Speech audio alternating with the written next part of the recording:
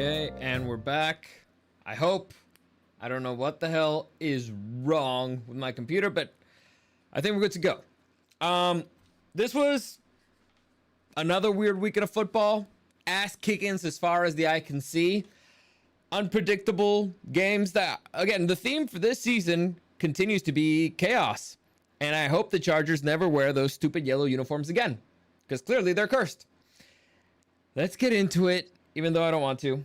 Welcome to the newest episode of SDW. Super Dario World!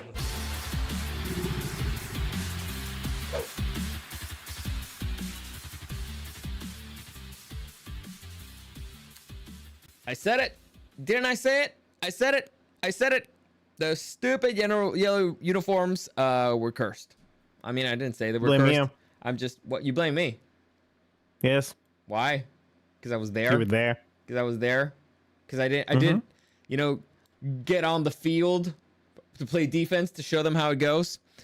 Let me see. David Martinez, I'm numb to it now. I'm assuming the pain. Chuck Dominguez, what a glorious weekend. Yes, please, let's get into it. I'll just, you know, respect the stupid donkeys pulled off a miraculous comeback. Is that even the right word? I don't know, but let's just get into this whole thing, and, you know, so we can be done, so I can go to sleep. I've been awake for way too long. But before we get into it, let me just give you a quick reminder that any comments, questions, or suggestions, you can find me at DarioSDW and at Super Dario World. Like this video, share this video, subscribe to this channel, all that good stuff. If we get 10,000 subs before the end of the season, I'll go on a 10,000-mile road trip and record it. I don't think we're gonna make it, but, you know, you never know. You never know. I mean, the season is long, but whatever. You know, not with that attitude. We're not gonna make it with that attitude. Yes, subscribe. Chuck Dominguez says, I like those yellow stupid uniforms. No, never again. The stupid giant rubber duckies on the field. Heesh. Oh, man. It's rough. Should we just get into the Chargers game? No, we need to go through all the other ones first. Fortunately, you know, actually, I'm not in a terrible mood today. I'm okay. I was having a terrible weekend. Like, I lost in fantasy. I went to the Chargers game. They lost. I was doing terrible. But today I won my softball game against, you know, the ex-champs. So I feel good. Like that. It's true what Jim Harbaugh says, that winning has cured more ills than penicillin. But now let's see if the Chargers do that, you know? Let's see if they get some winning going. But let's just get into Thursday night football. What was it called? The Icy Hot Bowl between the Bengals. The Bengals hosting the Pittsburgh Steelers, and kicking their ass. That game was a banger, dude. This game was awesome. It was an unexpected delight. There was no defense anywhere for a very long time. I mean, other than the two INTs that Aaron Rodgers threw. But holy shit, Joe Flacco has figured out how to operate the Bengals offense, and it's just throw the ball to Jamar Chase every single time. Freaking Jamar Chase was unstoppable. And the weird part is, at times it looked like the Steelers weren't blocking him. It's like, dude, I could be your defensive coordinator. I'd just be like, double team that guy every single play. That's it. You would have won the game. Congratulations. What the hell's going on in there? Are you being attacked by I killed something? a mosquito. Oh, good on you, man. They deserve to die.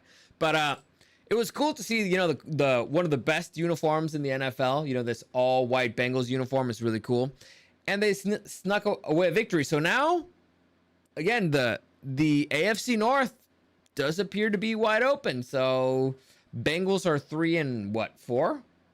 That's not bad. So they just need to keep treading water until Joe Burrow gets back. And I mean, if they just continue with this plan of Joe Flacco just throwing the ball to Jamar Chase every single play, they might pull it off. So we'll see how that goes. Next, we have... Pretty sure I would make the playoffs if I had Jamar Chase. Yeah. Next, we have the LA Rams visiting the Jacksonville Jaguars in London and kicking their ass. This was one of the ass kickings. I do not know what happened to the fucking Jaguars, but I do know that they cost me my fantasy game, because the Jaguars were the #1 defense in the NFL, fantasy-wise, and they cost me -4 points. Guess what the final score was? The you lost by less than that. I lost by under 4 points. So it was one of those things that all they had to do was just 0. All they needed to do was stay at 0 and I would have won. But I'm pissed. Like every single thing for I thought I'd won it. I can't tell you how many times I've been like, okay, I won this game, and then I just wake up the next day and it's like, oh, I lost. Like I was pissed. I had 3 players, and all I needed was, I think, 16 points. 3 players going. Actually, no, I think it was closer to 20. And I ended up going with Mike Evans, who was injured and out of the game. Montgomery, who I don't know why the Lions didn't use him. And Laporta, who, again, I don't know why the Lions didn't use him. Either of those two. And I left fucking Chardonnay on the bench. And Chardonnay made the 20 points by himself. So I was like, motherfucker, can nothing go right? Oh, I believe it's Charbonnet. I'm sorry. Darren Martinez, Chuck, I don't care. Anyone but the Chiefs. Right now I'm the guy with a broken leg being chased by zombies yelling at you to survive. Good job, Broncos. All right, fair enough. Anyway, Matthew Stafford on this one looked pretty good. 5 touchdowns. I think this is a crazy stat.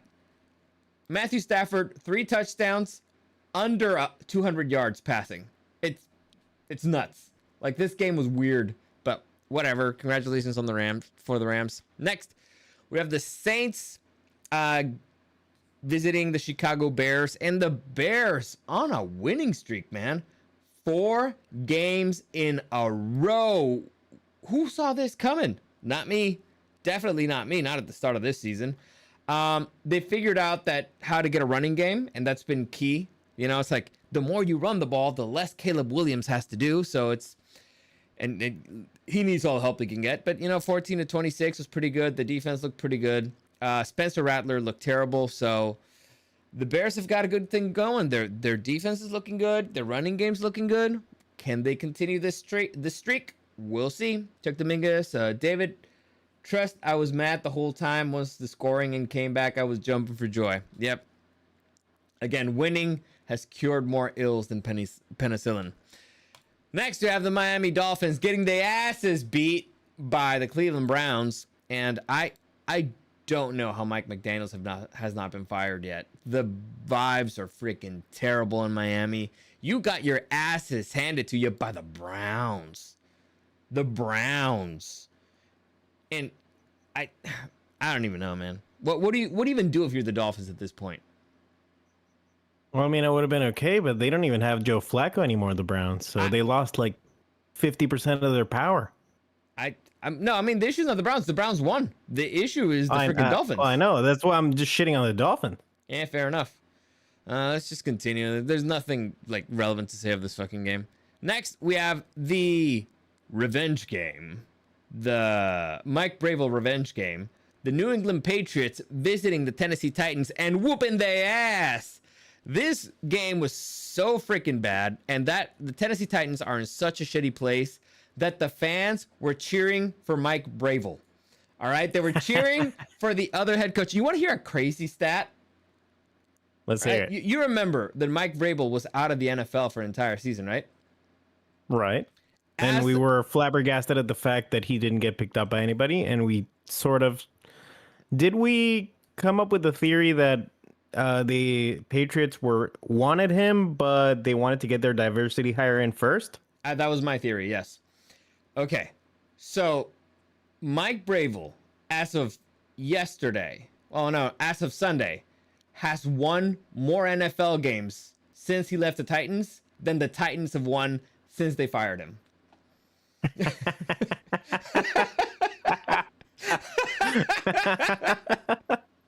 How fucking nuts is that? Jesus Christ. So, the Patriots right now are looking extremely good. Drake May appears to be the truth. Mike Bravel, again... best hiring of the offseason so far. I can't think of any other rookie head coach that even comes close right now. I guess it's because he's not a rookie, but for a new franchise, even though he worked there forever. Point is, it looks like the Patriots are for real, and they have the tiebreaker against the Bills, so they are solidly in control of the AFC East. So it's new dynasty. And I'm not gonna lie, I'm more willing to see that dynasty come back to life than continuing the Chiefs. Oh, definitely. Let's see. Chuck Dominguez, Miami lost against the shit stain of the NFL. Come on, man. That's the Jets. Everybody knows that. Yeah, they didn't play the Jets. Yeah. Next, another ass whooping, or the ass whooping. The Kansas City Chiefs beating the ever-living hell out of the Las Vegas Raiders. This one, honestly, I would have said that it was just, call it, just to throw the towel, all that stuff. It just stop killing him. He's already dead. Except it's against the Raiders, so haha, fuck him. I even appreciated there was a trick call. There was a trick play that it was the one play that went viral for this game where Patrick Mahomes is pretending to. It's a fourth down, and you know how they kind of like always pretend to convince the other team that they're going for it on fourth down. It's like the cadence thing, like ready set hut, to see if they can make them jump. Well, yeah. Patrick Mahomes in the middle of it kind of gets up and yells at the sideline, "This never fucking works," or "This shit never fucking works." And then they went for it and they got the first down. So it's one of those things that it's like, dude, I love so much that the Chiefs have kind of gotten this thing going of just making stupid plays to embarrass the Raiders. That's like it's like that is the one thing I respect about them. Listen, I hate the Chiefs with the fire of 1,000 suns, but I hate the Raiders more. Okay, like the only reason why I would have been okay with the Raiders winning against the Chiefs is because the Raiders are not relevant right now. However, I'm always happy when the Raiders lose, so fuck them and their fans. But yeah, and dunking on the Raiders is always, I'm okay with it. I'll laugh. It was cool. I'll give him points for that. This man Rashee Rice returned and had a couple of touchdowns. Like, it was weird. The stats for this game are not particularly impressive, but they won. So what more could you ask for? What more could you ask for? And yeah, Rashee Rice, 2 touchdowns. So I know everybody's saying that the Chiefs are back or whatever. They didn't look particularly great. It's just that the Raiders suck that much. Chuck Dominguez, part of me wanted the Raiders to win because it'd be funny if they would or have the same record. Okay, listen, I agree. It would have been funny for the Chiefs to lose against the Raiders, but it's also funny that the Raiders got dunked on by the Chiefs. Like, again, I will always be happy when the Raiders lose, okay? I'm not happy that the Chiefs won. I'm happy that the Raiders lost, if that makes any sense. Next, we have the Philadelphia Eagles. Again, the score for this game is deceptive because the Philadelphia Eagles dominated this game pretty handily. The Eagles, they finally got a passing game going. So Jalen Hurts threw for 326 yards, 3 touchdowns. They look good. It was one of those things that, okay, so where was this offense the entire season? And will it continue going forwards? Who knows? Honestly, who the hell knows with the Eagles? Nobody understands what they're doing. But, yeah, this was a nice way to end that 2-game losing streak, for sure. Chick Dominguez, same here. I'm assuming same here. Happy with the Raiders losing. Next, we have the Carolina Panthers. I don't want to say surviving because it did feel like they were... I mean, it wasn't an impressive win, but it was a win against the Jets. But it's against the Jets, so... I mean, they should have won by more, but whatever. Their defense was in control. They should have used Rico Dowdle more. And big news from this game, Bryce Young has a high ankle sprain, so he's expected to miss at least week 8. So it sucks that for the first time in like 5 years, the Carolina Panthers have a winning record and they lose their starting QB. So fortunately, I think they have Andy Dalton. I'm pretty sure about that. And so he was able to finish out the game, and he won a few games. The Red Rocket returned? Yep. And he did okay, 4 out of 7 for 60 yards. So, I mean, kept them afloat enough to win. So we'll see how that goes there. Next, the most surprising victory of the weekend. Not because of who they were going against, because of how it happened. The freaking Denver Broncos coming back against the New Jersey Giants and winning 33-32 after being down by, how much was it? They were under, let me just double check. 28, I think.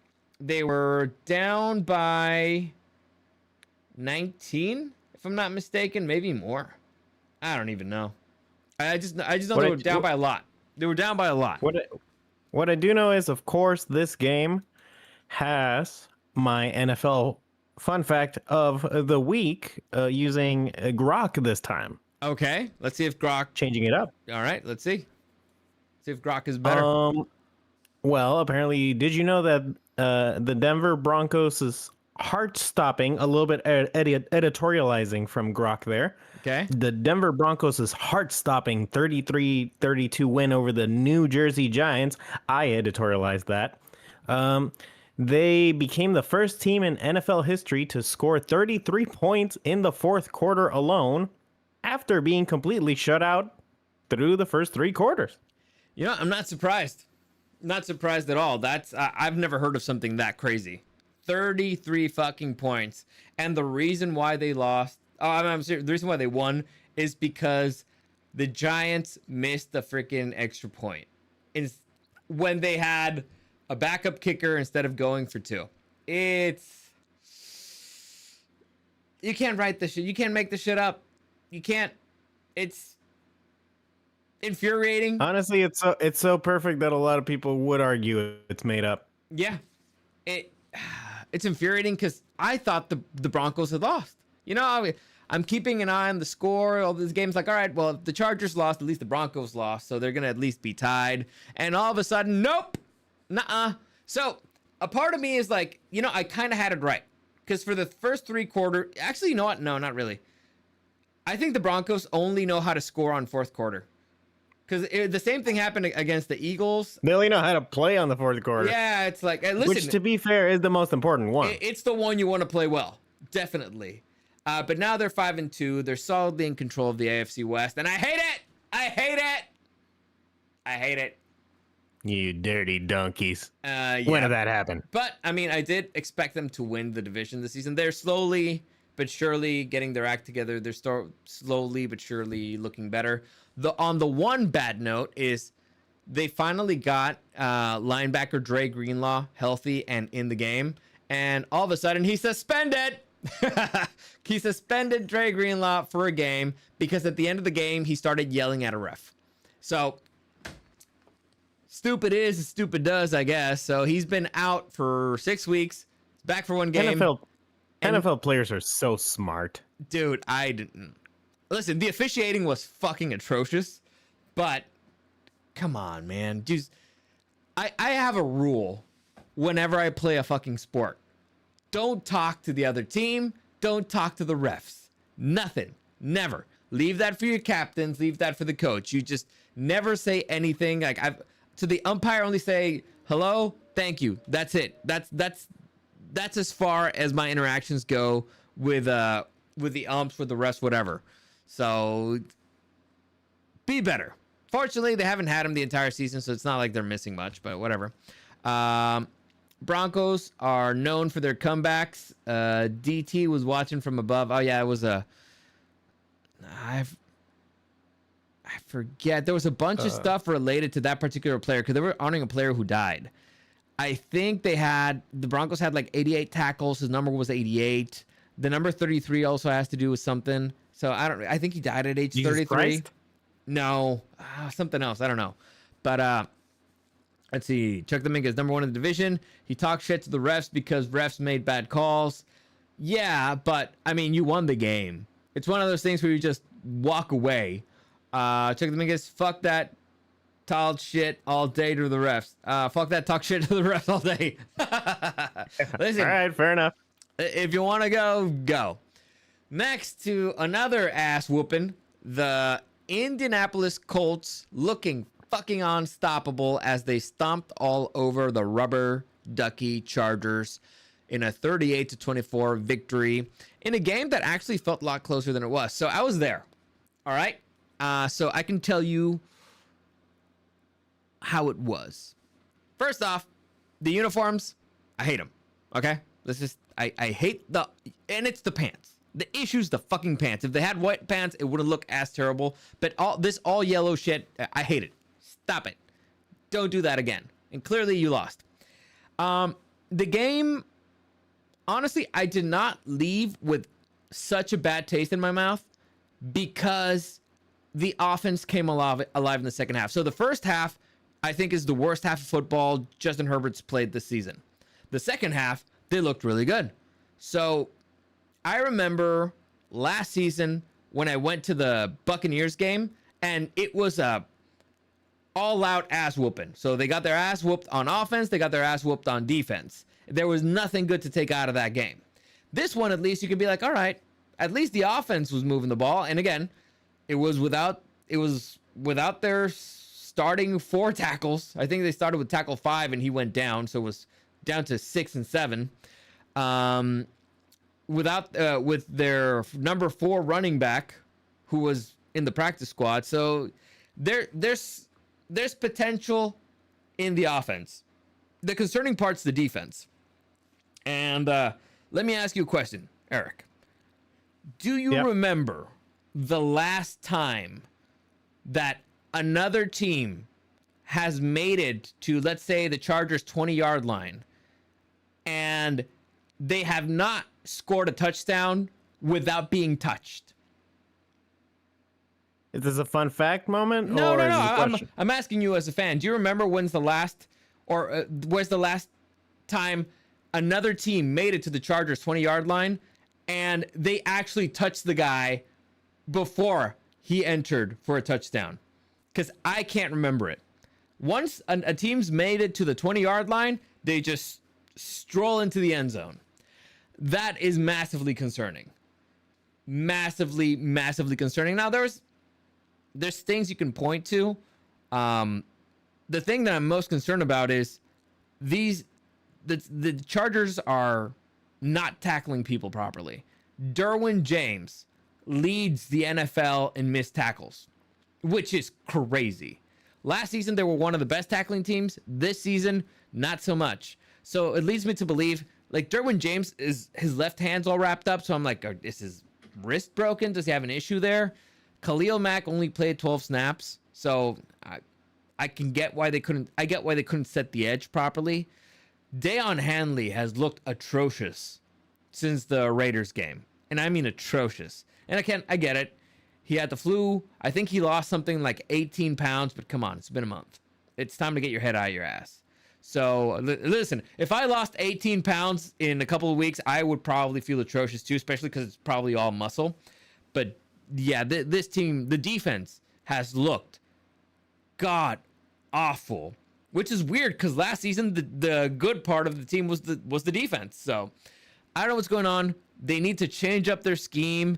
They need to get their heads out of their asses, or the offense needs to move the ball like crazy. So we'll see which one of those two is the one that actually goes down. But Jesus H. Christ, this mini bye week could not come fast enough. They need to recover at least a little bit. Chuck Dominguez saying that the guy passed away at age 33. That's again, there was a lot of similarities there. So yeah, what do you think watching the game? What was your takeaway? I mean, it was a rough one, especially that first half. I have been having like this sort of struggle ever since the game, though. Okay. Personally, like every time, I've just been at work or I've been out in the street, living my life. Every time I just slip on something just a little, I do one little fuck up, and Jonathan Taylor scores another touchdown on me. Yeah. Just the one little, and this motherfucker scores another one. Dude, once they were in the 20-yard line, they couldn't stop them. And actually, the game was kind of close. I mean, again, honestly, if Ladd had caught that last touchdown for that long 3rd and 22, you mean that non-called defensive pass interference? Like I'll give him. Let's not get into that. No, but dude, the reffing was atrocious. And again, they did not lose because of the refs. All right, let's get that out of the way. And I was at the stadium, so you know how they show you the replays that they want to show you, and the fans, you know, you get sucked up into that. But the reffing this weekend was atrocious. Like there's easy things you can call. Naheem Himes, they did a face mask on him. They didn't call it. Justin Herbert got hit high in the head after he threw the ball. They didn't call it. That defensive pass interference against McConkey, they didn't call it. So it was just, the reffing was not great, but you know, they made it. But regardless, if that touchdown happens, it's a 1-score game. Who knows what happens then? They wouldn't have been able to stop him. You know what probably happens? What probably happens is Jonathan Taylor scores another touchdown. Yeah, exactly. They wouldn't have been able to stop him. The defense wasn't stopping anything. Also, that freaking 4th down where they ran it and Jonathan Taylor was short, and then they were like, oh no, he was not short. It was like, fuck you. He was short. We could tell. He's a short guy. Yeah, he was like short by a little bit, and there was not enough to return it. Also, in the last drive that they had, they just kept not giving them first downs. If you want like a good thing, the Chargers are apparently really good at the quarterback sneak, because that drive they just did like 5 of them, and they just kept moving it and moving it and moving. So they're pretty good at the quarterback sneak. So I'll give them that. You know what the commentator called the quarterback sneak with those uniforms? What? The banana boat. I got a kick out of that. Oh man, so yeah, this game just sucked. But if you want to take good stuff out of it, Chargers really good at the quarterback sneak, and Oronde Gadsden looked really good. I mean, I think he broke the Antonio Gates record for receptions or something, or yards, or our rookie has never done so many. So the point is, on Antonio Gates' induction ceremony day, the rookie tight end looked really good. Keenan Allen looked really good. Ladd McConkey looked good. It was just a bad game from the beginning. Like the defense. Also, the fucking Colts are scary, dude. Like they just don't let up. I mean, they don't let up at all. Yeah. And it doesn't help when, you know, your defense just stinks. So they stink right now. They need to do something different. They need to change their front. Instead of going with a 4-man front, they need to go with a 5-man front to stop the run. I don't know, man, but get your hat out of your asses. Fortunately, no major injuries. I mean, I think they lost Otito Ogbonnia, but I think that's a pretty deep room, the defensive tackle room. But we'll see. Point is, fortunately, it's a short week, and it's against the Minnesota Vikings at home. So we'll see if the Minnesota Vikings have not looked good on offense, so maybe they get a chance, but we'll see. Next, we have the Washington Commanders getting their asses beat by the Dallas Cowboys. The Dallas Cowboys, the defense finally showed up, so they were able to stop the Commanders, and they were able to score points like crazy. I believe it's CeeDee Lamb's first game back, and he got over 100 yards and a touchdown. Let me just double check this. Yeah, 5 receptions, 110 yards, and 1 TD. So they good. Javonte Williams, 116 yards and a TD. So how about them Cowboys? Cowboys getting their heads out of their asses. On the other hand, on the other side of the field, bad news. Jayden Daniels injured with a hamstring. His status for the next game is unclear.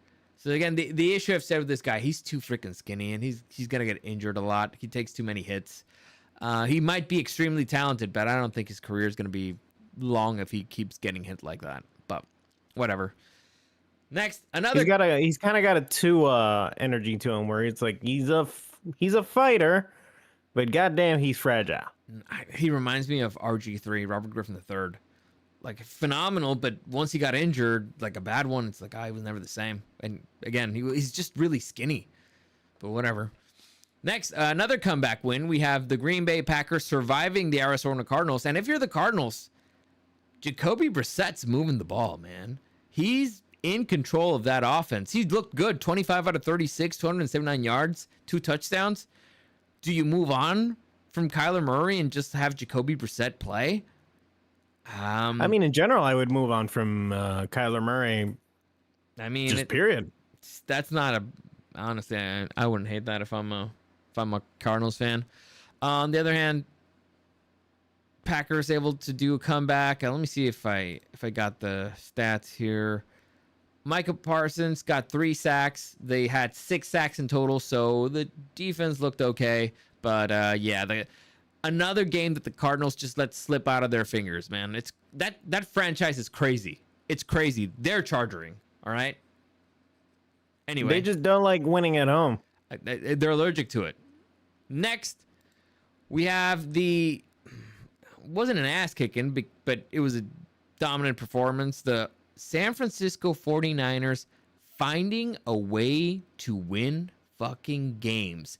They are injured to I gave them up for dead with Fred Warner down, and their defense managed to hold Bijan Robinson, maybe the best running back in the NFL, to 40 rushing yards. It's nuts what they're doing. Christian McCaffrey is unstoppable. 24 carries, 129 yards, 2 TDs, plus like 70. Yeah, he was a leading receiver too. So leading rusher, leading receiver, 72 yards. This man's insane. It's unbelievable. I'm so happy he's in my fantasy team. He's the only player doing shit. And I feel like the 49ers. He's like the only guy who's doing shit. But it's not enough for me to win. I don't have the 5-2 record. But anyway, I actually think I think I play you this week. Oh, get ready for a win, man. It's not been my season. All right, it's not been my season. I think we're literally the two at the bottom. We're literally the two at the bottom. All right, yeah, it's Dolphins versus the Jets over here. Okay. Right now, the Lions. I don't know. Okay, ooh man, this thing's OBS is messing up, so I'll probably have to delete the video and load it up later. But if you're still here, thanks for joining us. Let me see if I can get this fixed. Whatever. Let's just continue, and I'll just delete it and load it later. Next, we have the Tampa Bay Buccaneers getting their asses beat by the Detroit Lions. Dan Campbell, again, was the third option there. I don't know why I blanked out on his name. I know why, because I've been up since 3 a.m. and I'm exhausted, but whatever. The Lions... I was going to say, Brable could get a good shout there, too. Maybe. Sure. Why not? The Lions wearing the another of the coolest uniforms in the NFL. Dude, that I don't what's it called, like midnight black or something. I don't care. That looks really freaking cool. That's a top 3. That's a top 3 uniform. Definitely, it's the Bengals white one, the Lions black one, and to me personally, I really like the Chargers navy. So yeah, the dark Chargers. Exactly. They haven't won with that stupid uniform, but I don't care. They look really cool, and they're gonna play with that on this Thursday, so maybe they can break that curse. But whatever. You know, the Buccaneers have looked really good all season. You know, with everybody injured, but they ran against the buzzsaw that was the Detroit Lions. The defense could not stop Jahmyr Gibbs. They're gonna run that man to the ground, and it's week 7, but 17 carries, 136 yards, 2 TDs. Again, he looked unstoppable. On the other hand, the Buccaneers lost Mike Evans probably for the rest of the season. Maybe he'll come back at the end, but I doubt it.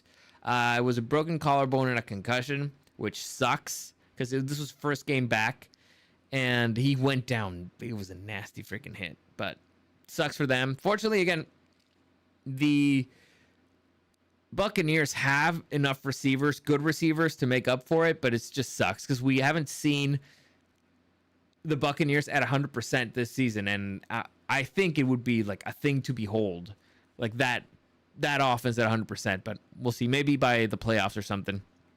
And finally, I think they're going to try to remain the eternal underdogs this season, I guess. And finally, one of the weirder games this weekend, the Seattle Seahawks against the beating the Houston Texans. When I say weird, is because let me see. The Seattle Seahawks. I wasn't able to catch this one. Okay, here you go. The Seattle Seahawks had 4 turnovers in this game. They lost 2 fumbles and they threw 2 picks. And they still won 27-19 in a game with 4 fucking turnovers. And the Texans weren't able to do anything with it. Their offense looked atrocious. So the vibes are not good at all in Houston. And to add insult to injury, Nico Collins is out with a concussion. So that could be a week, could be 2, who knows. But Jesus Christ. I mean, the game was fun, but I'd be concerned if I'm the Texans because their defense is elite. The issue is the offense. So we'll see if they're able to get their heads out of their butt next week. But Jesus H. Christ. Anyway, that's it for today, I think. Is there anything else you want to bring up? I'm tired. Well, I've been sort of not been able to focus on any visual in particular. I usually watch your camera on Discord because that's the most live one for me, but it's not working there.